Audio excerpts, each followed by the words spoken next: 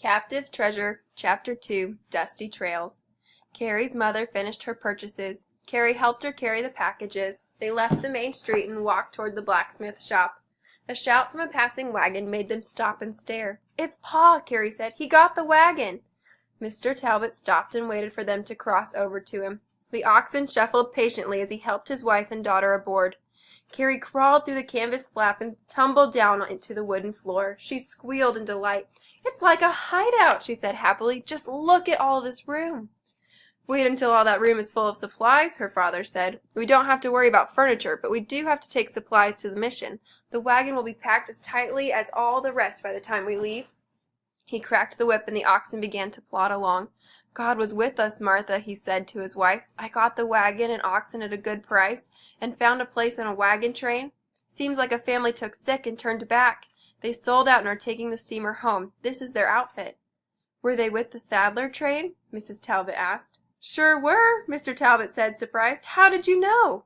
"We met a Mrs. Gants from the wagon train. She told us the wagon master had made the crossing many times." "It sounds good, Nathan," she replied. "Then we're on our way." Mr. Talbot gave a gleeful shout. "Oh, give thanks unto the Lord, for he is good, for his mercy endureth forever." Carrie popped her head out of the canvas opening. "What is it, Pa?" she asked. "We're headed west, young lady," Mr. Talbot replied. "We're headed west." The next 2 days were busy ones. Carrie had no time for visiting the other wagons. She helped pack bacon and barrels of bran. She helped pack eggs one by one and barrels of cornmeal. She helped fold and store blankets and ground sheets. She helped boil butter and skim it until it was clear as oil. Then she poured the clear butter into cans. When the cans were sealed, she and her mother stacked them carefully in the wagon. It took all of the 2 days to pack the wagon with 100-pound sacks of flour, waterproofed bags of sugar, kegs of molasses, vinegar, spices, coffee, and other supplies needed at the mission. When they finished, there was barely room to get about in the wagon. To save space, Mrs. Talbot sewed pockets and slings on the inside of the canvas. In them she stored the clothes they would be wearing on the trip. One special pocket was made near the front. Mrs. Talbot sewed it carefully with double stitching. Then she wrapped the family Bible in oilcloth. She placed it in the snug pocket. "What do you think, Carrie?" she said. "Won't the Bible be safe here? And right handy for reading, too." The large family Bible had been entrusted to Carrie's care. Carrie took her responsibility seriously. Each morning it was her job to bring the Bible to her father for the morning reading, and after the night reading it was her job to put the Bible away carefully. "It's your heritage," her father had told her. "In it are recorded the births and deaths of our people for 100 years. On the day of your marriage it will be yours to keep." So Carrie inspected the pocket carefully. When she was sure that the Bible would be safe, she nodded solemnly. With this final chore, everything was in order. At 4 in the morning of the 3rd day, Carrie woke to the sound of rifle fire. She sat up quickly and scrambled to the tailgate. A lantern shed a circle of light on the ground near the wagon. Carrie could see her mother folding the quilts and ground cover. Her father strode away into the darkness. "Ma, what was that?" Carrie whispered. "The signal to wake up and get ready," her mother answered. "Your father has gone for the oxen. We'll soon be on our way." Carrie peered into the darkness. Across the circle other lamps were lit. Shadowy forms moved back and forth in the pale light. Quickly she dressed and hurried to help her mother. Smoke from the breakfast fire soon drifted skyward. The camp became a hubbub of activity. By 7 the camps were cleared and the wagons ready.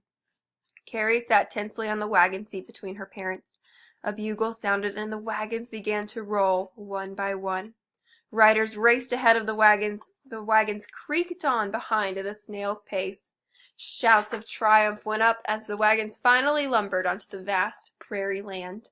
The slow pace jangled Carrie's nerves. It didn't take long for her to realize it was just as fast to walk as to ride, and a lot easier on the bones. When she saw others climb down to walk beside the wagons, she turned to her mother eagerly. "There's Mrs. Gants, Ma," Carrie said. "Let's catch up with her." 2 wagons up, they slowed to a walk beside the thin woman and her children. The 2 girls, Meg and Laura, gave Carrie a welcoming smiles. The boy Peter hardly noticed her. He walked beside the oxen with his father. From time to time he cracked a whip to keep the beasts moving. All the time he watched the riders racing back and forth. "They'll wear those horses out before we stop for the nooning," he said. "Don't fret, Peter," his father said, sighing. "You'll get your horse some day." Carrie felt uncomfortable around Peter. "Let's go play," she said to the girls. "Keep in sight, Carrie," Mrs. Talbot called. "We have enough adventure today without losing girls." "We will, Ma," Carrie answered.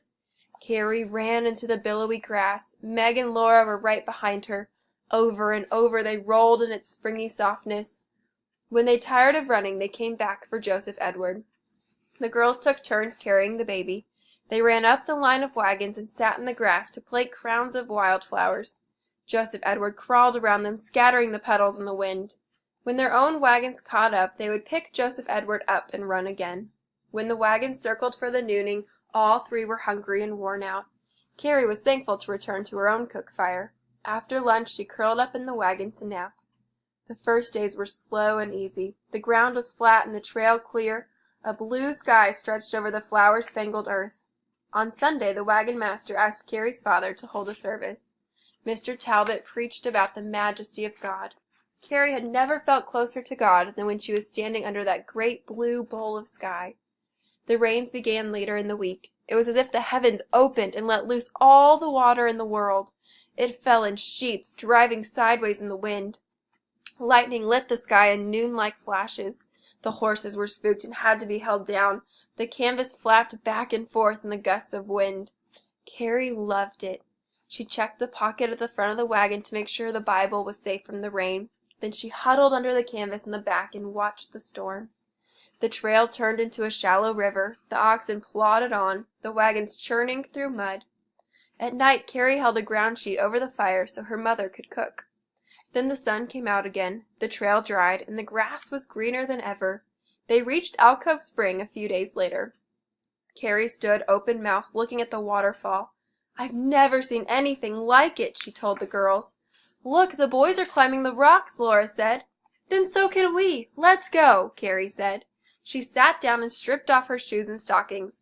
With Laura and little Meg scrambling behind, she clawed her way up the side of the waterfall. They sat on a jutting rock and let the icy spray blow over them.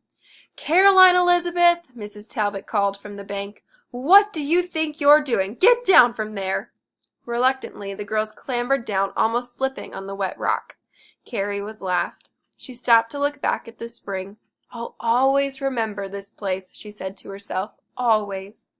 The wagon train moved on. It crossed the big blue river and followed the south bank of the Platte River. On either side, the land stretched away to the sky.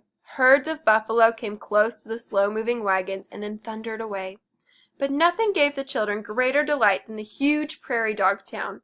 Even Peter was fascinated by the little animals. He took the girls out to the town. They walked in amazement among the hills of barking prairie dogs. After they passed the prairie dog town, life settled into a camp routine.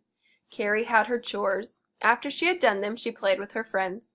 Each night her mother taught her to read from the Bible. Each week her father taught her a new verse to hide in her heart. Whenever the scout for the wagon train was in camp, he taught the children the sign language of the Plains Indians. Carrie's father was pleased.